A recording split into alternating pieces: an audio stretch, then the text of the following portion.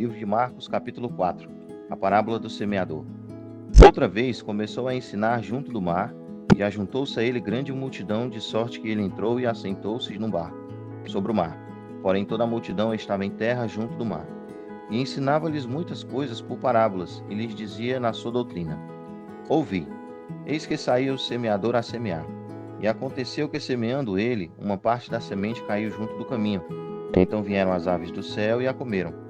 E outra caiu sobre pedregais, onde não havia muita terra, e nasceu logo, porque não tinha terra funda. Mas logo saindo o sol, queimou-se, e como não tinha raiz, secou-se. E outra caiu em espinhos, e crescendo os espinhos a sufocaram, e não deu fruto. E outra caiu em boa terra, e deu fruto, e que vingou e cresceu. E um produziu 30, outro 60, e outro 100. E disse-lhes: Quem tem ouvidos para ouvir, ouça. E quando se achou só, os que estavam junto dele com os 12 interrogaram-no acerca da parábola. E ele disse-lhes: A vós vos é dado saber os mistérios do reino de Deus, mas aos que estão de fora todas estas coisas se dizem por parábolas, para que vendo vejam e não percebam, e ouvindo ouçam e não entendam, para que não se convertam e lhes sejam perdoados os pecados. E disse-lhes: Não percebeis esta parábola? Como, pois, entendereis todas as parábolas? O que semeia, semeia a palavra. E os que estão junto do caminho são aqueles em que a palavra é semeada, mas tendo-a eles ouvido, vem logo Satanás e tira a palavra que foi semeada nos seus corações. E da mesma sorte os que recebem a semente sobre pedregais, os quais, ouvindo a palavra, logo com prazer a recebem, mas não têm raiz em si mesmos. Antes são temporãos, depois, sobrevindo tribulações ou perseguições por causa da palavra, logo se escandalizam. E outros são os que recebem a semente entre espinhos, os quais ouvem a palavra, mas os cuidados deste mundo, os enganos das riquezas e as ambições de outras coisas, entrando, sufocam a palavra e ficam infrutífera. E os que recebem a semente em boa terra são os que ouvem a palavra e a recebem e dão fruto, um a 30, outro a 60, outro a 100 por um. A parábola da candeia. E disse-lhes: Vem porventura a candeia para se meter debaixo do alqueire, ou debaixo da cama? Não vem antes para se colocar no velador?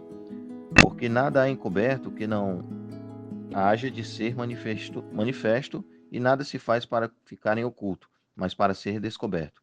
Se alguém tem ouvidos para ouvir, ouça. E disse-lhes: Atendei ao que ides ouvir. Com a medida com que medirdes, vos medirão a vós, e ser-vos-á ainda acrescentada a vós que ouvis. Porque ao que tem ser-lhe-á dado, e ao que não tem, até o que tem lhe será tirado. A parábola da semente. E dizia: O reino de Deus é assim como se um homem lançasse semente à terra.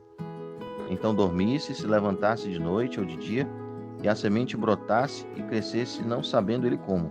Porque a terra por si mesma frutifica. Primeiro a erva, depois a espiga, e por último o grão cheio na espiga. E quando já o fruto se mostra, mete-lhe logo a foice, porque está chegada a ceifa. A parábola do grão de mostarda.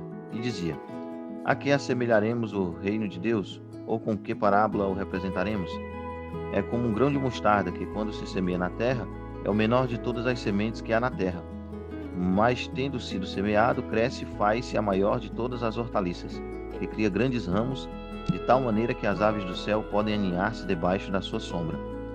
E com muitas parábolas como essas, lhes dirigia a palavra, segundo o que podiam compreender, e sem parábolas nunca lhes falava, porém tudo declarava em particular aos seus discípulos. Jesus acalma a tempestade. E naquele dia, sendo já tarde, disse-lhes: Passemos para o outro lado. E eles, deixando a multidão, levaram consigo, assim como estava no barco, e havia também com ele outros barquinhos. E levantou-se grande temporal de ventos, e subiam as ondas por cima do barco, de maneira que já se enchia. E ele estava na popa, dormindo sobre uma almofada. Então despertaram, dizendo-lhe: Mestre, não se te dá que pereçamos?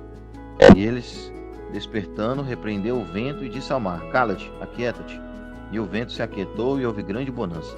E disse-lhes: Por que sois tão tímidos? Ainda não tendes fé?